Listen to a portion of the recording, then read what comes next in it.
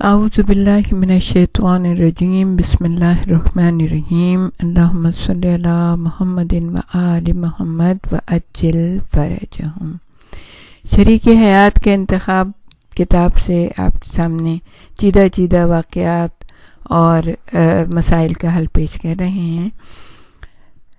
ہر چیز کی عزیزان گرامی ایک بہار ہوتی ہے، اور شادی کی بہار نوجوانی کا زمانہ ہے۔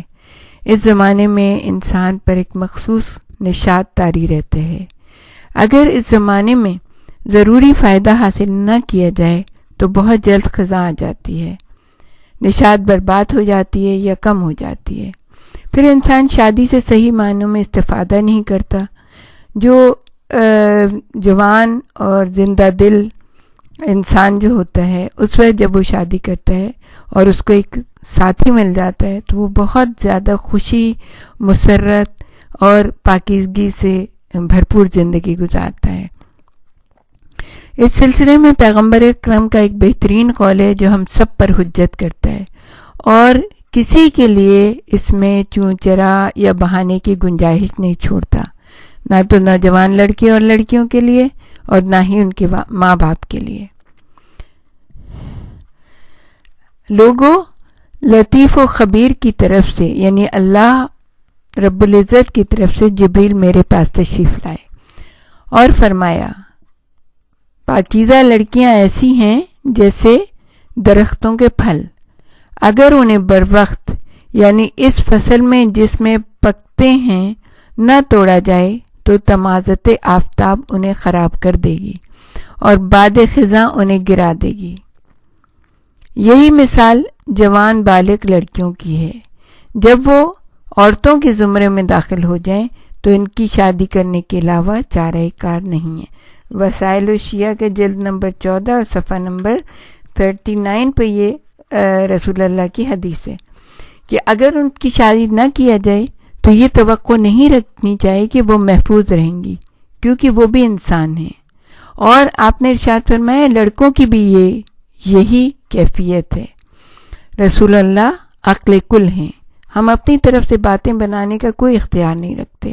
اگر ہم دین اسلام میں ہیں، اگر ہمیں پروردگار عالم نے اپنی امانتوں سے نوازا ہے، ہمیں اولاد دی ہے، تو پھر ہمیں ایک ایک قدم پہ ان کے رہنمائی بھی کرنی ہے اور ان کو اس کے مطابق رکھنا ہے جیسے اللہ اور اس کا رسول چاہتے ہیں۔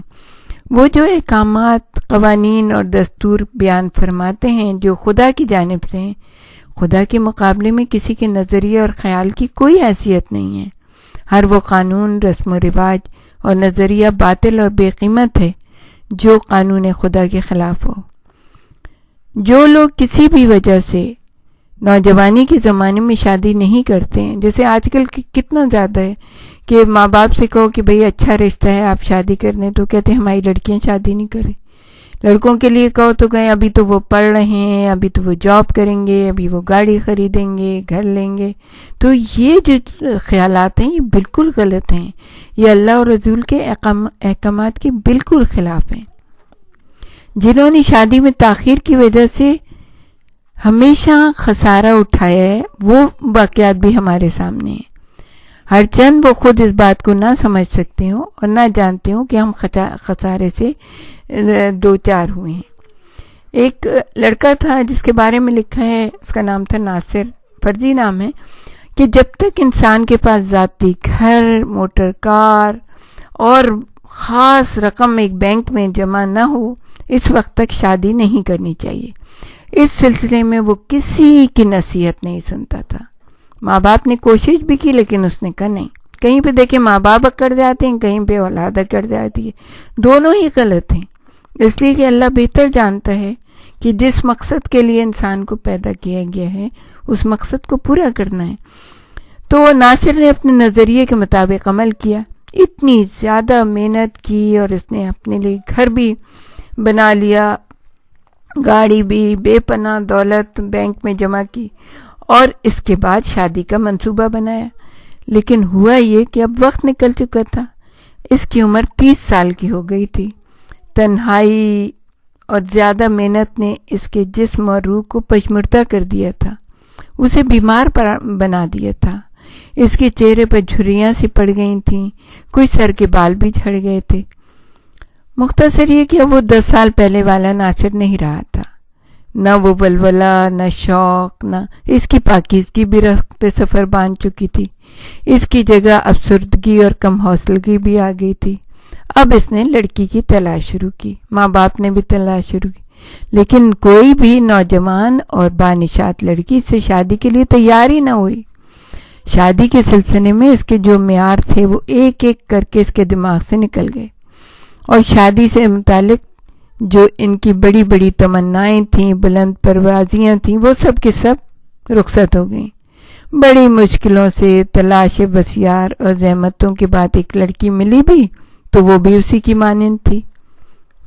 وہ لڑکی بھی ڈگریاں حاصل کرنے، ہنر سیکھنے اور اپنے غلط معیاروں کے مطابق شوہر نہ ملنے کی وجہ سے بن بیاہی رہ گئی تھی، اور جس کی وجہ سے نفسیاتی اور اعصابی مرض میں بھی مبتلا ہو گئی تھی. اس کی عمر بھی 30 سال تھی.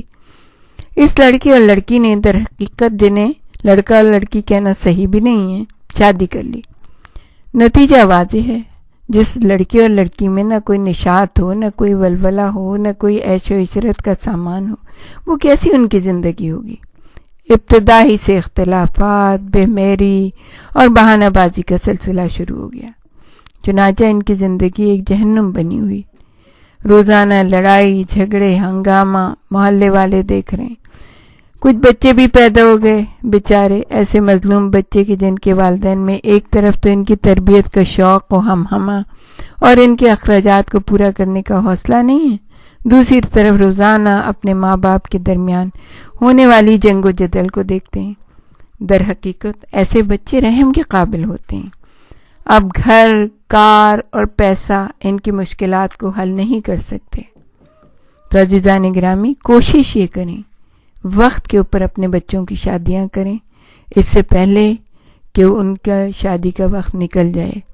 ہم اللہ اور رسول کے بھی گناہ گار ہوں گے، ہم دین اسلام سے بھی انحراف کریں گے، اور ہم اپنے اولاد کو جنہیں اتنی محنت و مشقتوں سے ہم نے پالا ہے ان کو بھی صحیح راستے پہ نہیں لگا سکیں گے. اور ظاہر ہے کہ جس چیز کو اللہ تعالیٰ نے ان کے اندر ودیت کیا ہے، اگر وہ صحیح جگہ نہ نکلے گی، صحیح راستہ نہ چنے گی، تو پھر انحطاط، پژمردگی اور پاکیزگی، رخصت وہ تو ہوگی. انحطاط اور پژمردگی، تو جب یہ ہوتا ہے تو پھر کیا ہوتا ہے؟ پاکیزگی بھی رخصت ہو جاتی ہے. انسان پژمردہ ہو جاتا ہے تو چڑچڑا ہو جاتا ہے، دماغ خراب ہو جاتا ہے. اس کے بعد اس کی شادی ہوگی تو ظاہر ہے روز روز کی لڑائی جھگڑے، طلاقوں کی نوبت اور بیچارے بچوں کی شامت آ جاتی. تو اللہ اور رسول کی باتوں کو مانیں، سمجھیں اور ان چیزوں کو چھوڑ دیں. یہ دنیاوی باتیں، ہم کتنی محبت کرتے ہیں رسول اور آل رسول سے، لیکن کاش کہ ہم ان کی باتوں پہ بھی عمل کریں کہ کس طرح سے ان کے ہاں ہر چیز کا انہی سے لینا سبق، پنجتن پاک سے، چہاردہ معصومین سے، ان سے سبق لینا، تاکہ ہم اپنی زندگیوں میں اپنے بچوں کو کامیاب اور کامران دیکھ سکیں. وآخر دعوانا ان الحمد للہ رب العالمین. ہمارے ساتھ ہی رہیے گا، ہم آپ کو اور بھی بہت کچھ بتانا چاہیں گے.